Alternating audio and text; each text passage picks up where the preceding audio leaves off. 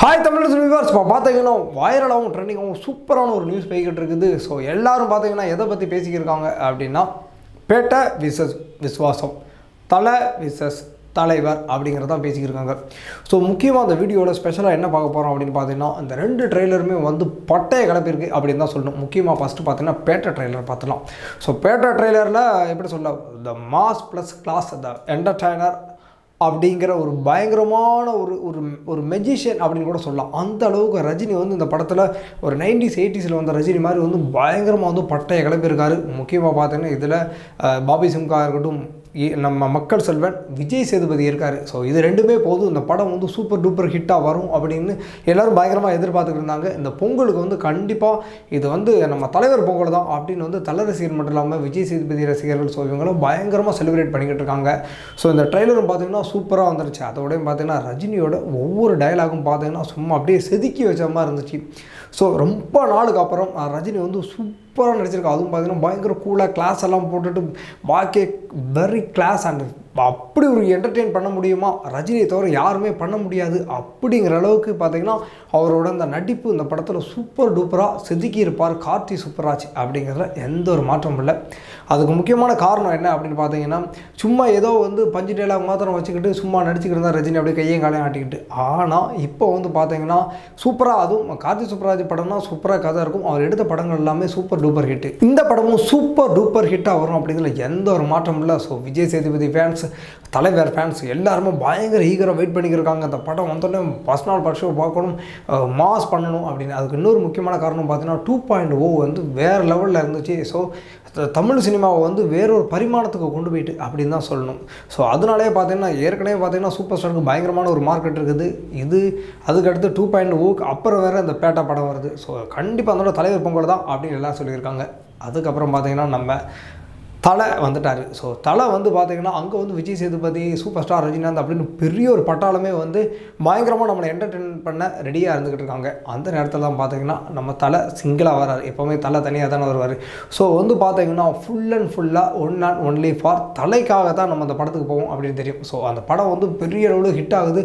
Flop ஆனால் கூட தலை இருந்தால் மட்டும் போதும் அப்படின்னு தலை ரசிகர்லாம் பார்த்திங்கன்னா உடம்புலாம் புல் இருக்குது, தலை வந்தாலே போதுமா அப்படின்னு. அதில் இது பார்த்திங்கன்னா கண்டிப்பாக ஒரு அச்சித்து தான் அப்படின்னு நம்ம அடித்து சொல்லலாம். ஸோ அதுக்கான திங்ஸ் எல்லாம் பார்த்திங்கன்னா அந்த ட்ரெய்லரில் நீங்கள் நல்லா கவனிச்சிங்கன்னா பார்க்க முடியும். முக்கியமாக பார்த்திங்கன்னா நம்ம காமெடி நடிகரான தம்பி ராமையா பார்த்திங்கன்னா அவர் கூட இருப்பார். அந்த கெட்டப்பு எல்லாமே நீங்கள் கவனிச்சிங்கன்னா எல்லாமே டபுள் ஆக்டிங் நடத்திக்கிட்டு வரணும் அப்படிங்கிறதுக்காகவே இதெல்லாம் வச்சுருந்தான். பட் நம்ம கூர்ந்து கவனிக்கும் போது பார்த்திங்கன்னா ஒரு கெட்டப்பு தான். அது வெளியில் போய்ட்டு திரும்ப ஏதோ பழி வாங்குறதுக்கோ ஏதோ வர்றது மாதிரி சீன்லாம் வச்சுருக்காங்க. ஸோ தலை ஒரு ஆளுக்காக இந்த படம் வந்து சூப்பர் டூப்பர் ஹிட் ஆகும். அதுவும் கூட பார்த்தீங்கன்னா அந்த டயலாக்ல கடைசியில் வந்து தனியாளாக வரேன், ஒத்தைக்கு ஒத்த மோதிக்கலாம் வா அப்படின்னு சொல்லும் போதெல்லாம் பார்த்தீங்கன்னா தியேட்டரில் எந்த மாதிரி ஒரு செலிப்ரேஷன் இருக்கும் அப்படின்னு நம்மளால் சொல்லவே முடியாது. முக்கியமாக தலை ஃபேன்ஸுக்கு சொல்லியே ஆகணும். தலை சும்மா வந்தாலே பயங்கரமாக வந்து பயங்கரமாக செலிப்ரேட் பண்ணுவாங்க. அதுவும் கூட அந்த ட்ரெய்லர் வந்ததுக்கே பார்த்தீங்கன்னா ரோகிணி தியேட்டரில் வந்து பெருசாக வெளியில் அந்த ட்ரெய்லர் போட்டு பயங்கரமான ஒரு மாஸ் செலிப்ரேஷன் பண்ணி விட்டுட்டாங்க. ஸோ தலையா தலைவரா அப்படிங்கிற ஒரு போட்டி வேறு வந்துருச்சு. ஸோ இது பயங்கரமாக எல்லோரும் வெயிட் பண்ணியிருக்காங்க யார் வின் பண்ண போகிறாங்க அப்படின்னு. இந்த one and only super star Rajinikanth மட்டும்தான் அப்படின்னு சொல்லி பயங்கரமாக எல்லோரும் பேசிக்கிருக்காங்க. ஆனால் பார்த்தீங்கன்னா அடுத்த சூப்பர் ஸ்டார் யார் அப்படின்னு கேட்கும்போது பயங்கரமான ஒரு போட்டி நடந்துருந்துச்சு. அதுவும் பார்த்தீங்கன்னா தலை அஜித் வர்றதுக்கான அதிகமான வாய்ப்புகள் இருக்குது. ஏன்னா அவரும் நம்ம சூப்பர் ஸ்டார் ரஜினிகாந்தும் பார்த்தீங்கன்னா சினிமா பேக்ரவுண்டு எதுவுமே இல்லாமல் தனியாக வந்த ஆளுங்க. அவங்களோட தனி திறமை மூலயமா சினிமாவில் இவ்வளோ கோடிக்கணக்கான ரசிகர்கள் வச்சுருக்காங்க. ஸோ அடுத்த சூப்பர் ஸ்டார் அஜித்தா வந்துருவாரோ அப்படிங்கிற ஒரு டவுட் வேறு எல்லாருக்குமே இருக்குது.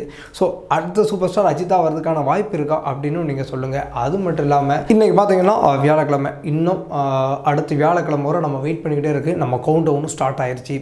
ஸோ தலையா தலைவரா அப்படின்னு பயங்கரமாக ஒரு எதிர்பார்ப்பு இருக்குது. யாருக்கு பயங்கரமான ஓப்பனிங் இருக்கும் போது, யாரோட படம் சூப்பர் டூப்பர் ஹிட் ஆக போகுது அப்படிங்கன்னு நினைக்கும் போதே மனசெல்லாம் அப்பா யார் படத்துக்கு போகிறாங்க, தேட்டர் ஃபுல்லாக கூட்டம் நிறைவு வெளியே போகுது. ஆனால் யார் படத்துக்கு அப்படிங்கிறது தான் பயங்கரமான ஒரு போட்டி நிலவிருக்கு. இதோட ரொம்ப முக்கியமாக பார்த்தீங்கன்னா ஓப்பனிங் சாங்கு யாருக்கு அப்படின்னு நம்ம எல்லோரும் பயங்கரமாக எதிர்பார்த்துருப்போம். யாருக்கு சூப்பரான ஓப்பனிங் சாங் இருக்கும் அப்படின்னு. முக்கியமாக பார்த்தீங்கன்னா இதோட மியூசிக் டைரக்டர் தான். ஸோ இந்த பேட்டை படத்துக்கு பார்த்தீங்கன்னா அனிருத் வந்து ஒரு மியூசிக் போட்டிருக்காரு. ஸோ அவரோட ஓப்பனிங் சாங் வந்து அதுவும் நம்ம காளியாக வராரு. ஸோ இனிதானே பார்க்க போகிற இந்த காளியோட ஆட்டத்தை அப்படின்னு சொல்லும் போதெல்லாம் தேட்டர் பயங்கரமாக அதிரும். அதோடய ரொம்ப முக்கியமாக ஓப்பனிங் சாங் வந்து வேறு லெவலில் இருக்க போது. இவங்க 2 பேருக்குமே சூப்பர் ஸ்டார் யாருன்னு நிரூபிக்கிறதே அவங்களோட ஓப்பனிங் சாங் தான். ஸோ அனிருத் மியூசிக்கில் வந்து பேட்டை வந்து வேறு லெவலில் வந்து மியூசிக் போட்டிருக்காரு. வேறு லெவலில் அதை விஷுவலாக பார்க்கறதுக்கு எல்லோரும் வெயிட் பண்ணிக்கிருக்கோம். அது மட்டும் இல்லாமல் பார்த்தீங்கன்னா அந்த சைடு பார்த்தீங்கன்னா நம்ம தலைக்கு வந்து இமான் வந்து சூப்பராக மியூசிக் பண்ணுறாரு. அதுவும் கூட ஒரு கிராமத்து பேக்ரவுண்டு மியூசிக் அப்படின்னா இமானை அடிச்சுக்கிறது ஆளே கிடையாது. அதுவும் தலைக்கு இந்த தடவை பேக்ரவுண்ட் மியூசிக் போட்டு வேறு லெவலில் அந்த ஓப்பனிங் சாங் இருக்கும் அப்படிங்கிறதுல எந்த மாற்று கருத்து இல்லை. நீங்கள் எந்த படத்துக்காக பயங்கரமாக வெயிட் பண்ணுறீங்க, எந்த படத்தை பார்க்க ஃபஸ்ட் நாள் ஃபர்ஸ்ட் ஷோ போகிறீங்கன்னு மறக்காமல் கமெண்ட் பாக்ஸில் சொல்லுங்கள் உங்கள் பேரோட. இந்த வீடியோ பிடிச்சிருந்தால் லைக் பண்ணுங்கள், கமெண்ட் பண்ணுங்கள். ரொம்ப பிடிச்சிருந்தால் ஷேர் பண்ணுங்கள். மறக்காமல் சேனலுக்கு சப்ஸ்கிரைப் பண்ணுங்கள்.